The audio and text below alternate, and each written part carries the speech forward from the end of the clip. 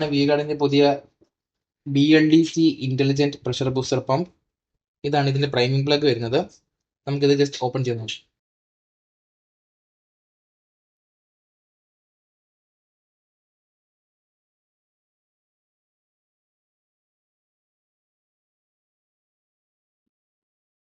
ഇവിടെയാണ് നമ്മൾ പ്രൈം ചെയ്യുന്നത്. ഇത് എടുക്കാൻ നേരം ഇതിന്റെ ത്രെഡ് ഡാമേജ് ആകും നോക്കണം, ബിക്കോസ് പ്ലാസ്റ്റിക് ത്രെഡ് ആണ് വരുന്നത്.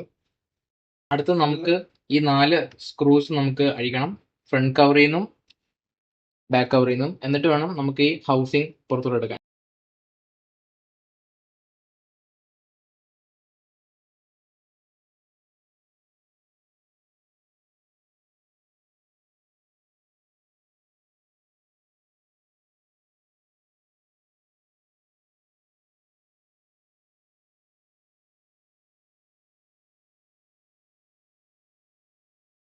പമ്പ് ഫ്രീക്വന്റ് ആയിട്ട് ഓൺ ഓഫ് അടിക്കാൻ അതിന്റെ അർത്ഥം 5 കണക്ടറിൽ നിന്ന് ലീക്ക് വരുന്നതാണ്. നമുക്ക് അടുത്ത 5 കണക്ടർ എങ്ങനെ റീപ്ലേസ് ചെയ്യാമെന്ന് നോക്കാം. ഫസ്റ്റ് നമ്മൾ ടെമ്പറേച്ചർ സെൻസർ റിമൂവ് ചെയ്യണം. നമ്മൾ പ്രഷർ സെൻസർ റിമൂവ് ചെയ്യണം. പ്രഷർ ടാങ്ക് റിമൂവ് ചെയ്യണം.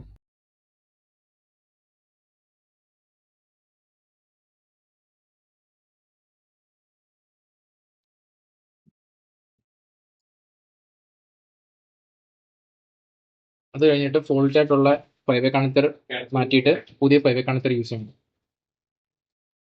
നെക്സ്റ്റ് നമ്മൾ പുതിയ 5 കണക്ടർ എടുത്തു, നമ്മൾ ഇതിനകത്ത് റീപ്ലേസ് ചെയ്യണം.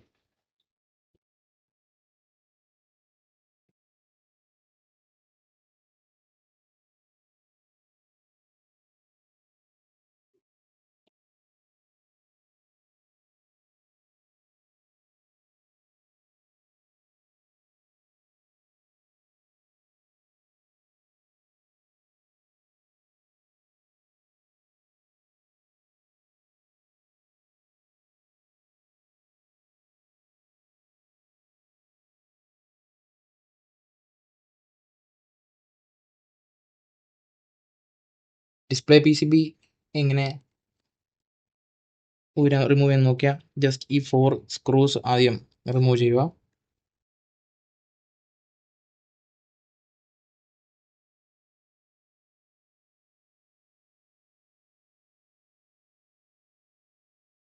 ഇതാണ് ഇതിന്റെ ടെമ്പറേച്ചർ സെൻസർ വരുന്നത്. ഇതാണ് ഇതിന്റെ പ്രഷർ സെൻസർ. ഇതാണ് നമ്മുടെ മെയിൻ PCBയിലോട്ട് പോകുന്ന ലൈൻ. ഇവിടെ ഒരു ലോക്ക് ഉണ്ട്. ഈ ലോക്ക് ജസ്റ്റ് പുൾ ചെയ്തിട്ട് വലിച്ചാൽ മതി.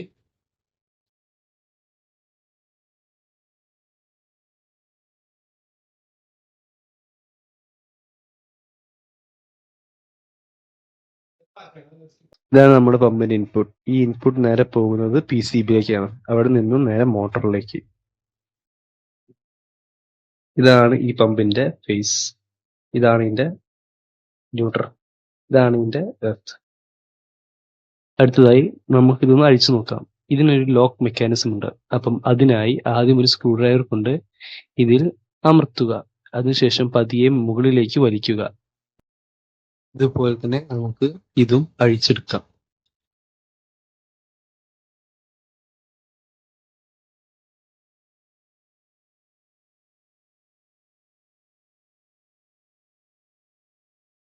ഡിസ്പ്ലേ PCB എങ്ങനെ റിമൂവ് ചെയ്യാൻ നോക്കിയാൽ ജസ്റ്റ് ഈ 4 സ്ക്രൂസ് ആദ്യം റിമൂവ് ചെയ്യുക.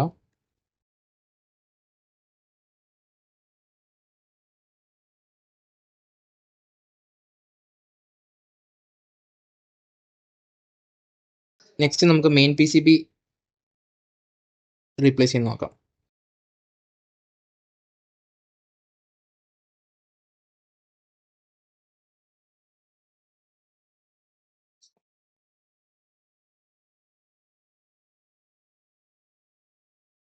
തിരിച്ച് നമ്മൾ അസംബിൾ ചെയ്യാൻ നേരം ഈ തെർമൽ പേസ്റ്റ് യൂസ് ചെയ്യാൻ മറക്കരുത്.